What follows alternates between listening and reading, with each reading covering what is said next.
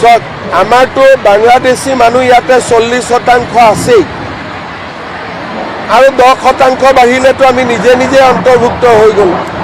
সেইটো কাৰণেতো যোৱা 5 বছৰে চিঞৰি আছোঁ। অসমত 40% বাংলাদেশী মূলৰ মানুহ অলৰেডি আছেই আৰু 10% হৈ গ'লেতো হৈয়ে গ'ল। 5 বছৰ এইবিলাক কথাইতো কৈ আছোঁ। যোনে ঘৰ ভাড়া দিছে তেওঁলোককেতো আমি প্ৰশ্নবোৰ কৰিব লাগিব।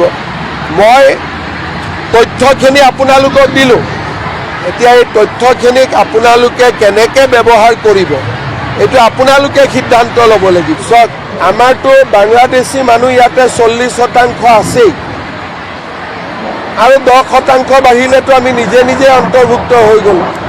সেইটো কাৰণেতো যোৱা 5 বছৰে চিঞৰি আছোঁ।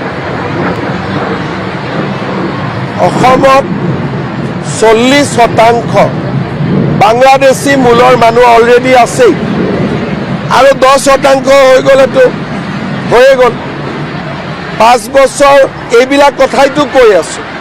যোনে ঘৰ ভাড়া দিছে তেওঁলোককেতো আমি প্ৰশ্নবোৰ কৰিব লাগিব।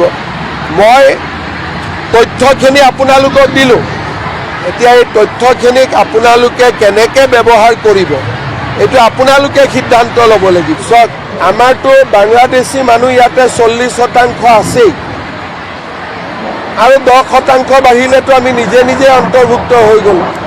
সেইটো কাৰণেতো যোৱা 5 বছৰে চিঞৰি আছোঁ।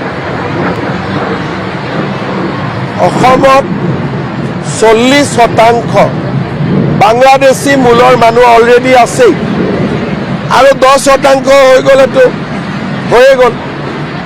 5 বছৰ এইবিলাক কথাইতো কৈ আছোঁ। যোনে ঘৰ ভাড়া দিছে তেওঁলোককেতো আমি প্ৰশ্নবোৰ কৰিব লাগিব।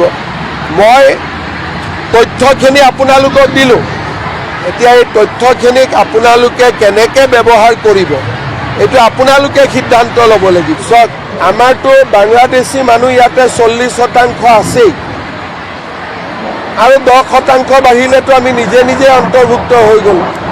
সেইটো কাৰণেতো যোৱা 5 বছৰে চিঞৰি আছোঁ। অসমত 40% বাংলাদেশী মূলৰ মানুহ অলৰেডি আছেই আৰু 10% হৈ গ'লেতো হৈয়ে গ'ল। 5 বছৰ এইবিলাক কথাইতো কৈ আছোঁ। যোনে ঘৰ ভাড়া দিছে তেওঁলোককেতো আমি প্ৰশ্নবোৰ কৰিব লাগিব।